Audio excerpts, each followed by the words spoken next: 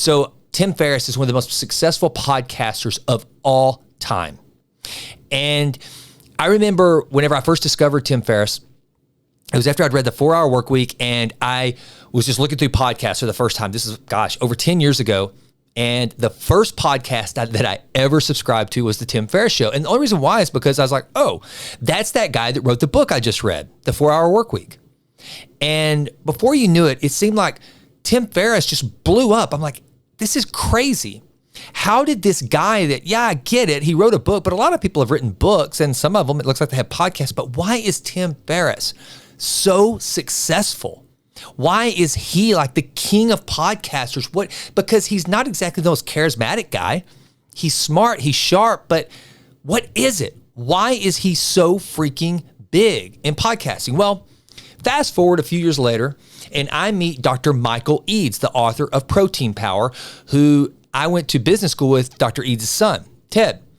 And Dr. Eids was kind enough to come on my show, and it turns out that he was friends with, or is friends with, Tim Ferriss. And one of the things that Dr. Eids said about Tim Ferriss, whenever he wrote his book and he started his podcast and he started trying to create content and become the Tim Ferriss that we all know today, is that he was a shameless, tireless self-promoter. Now, Tim has talked about some of this.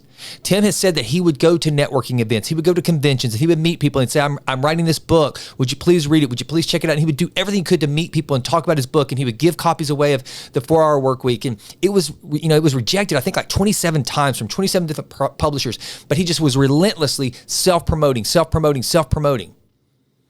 And Michael Eids, Dr. Eids confirmed this. He said back then, Tim was relentless. He would call and ask you to talk to him and ask for advice. And he would just call, and he would just work. Now, most of us, we just know Tim Ferriss as Tim Ferriss, the guy that makes it now look so easy. He makes this thing I'm doing look so easy, yet he's so freaking successful at it. I'm talking about Tim Ferriss. I'll never forget whenever I'd been listening to his show for a little while. And if you know anything about the history of Tim Ferriss, his first episode was with Kevin Rose, and they were talking. Now it's a regular installment of the Random Show where Kevin Rose comes back and they talk. And Kevin Rose at the time wanted to call the show Tim Talk. And I think it's just these two guys. That first episode was just them drinking wine at Tim's house, getting a little bit loopy, and just shooting the bull.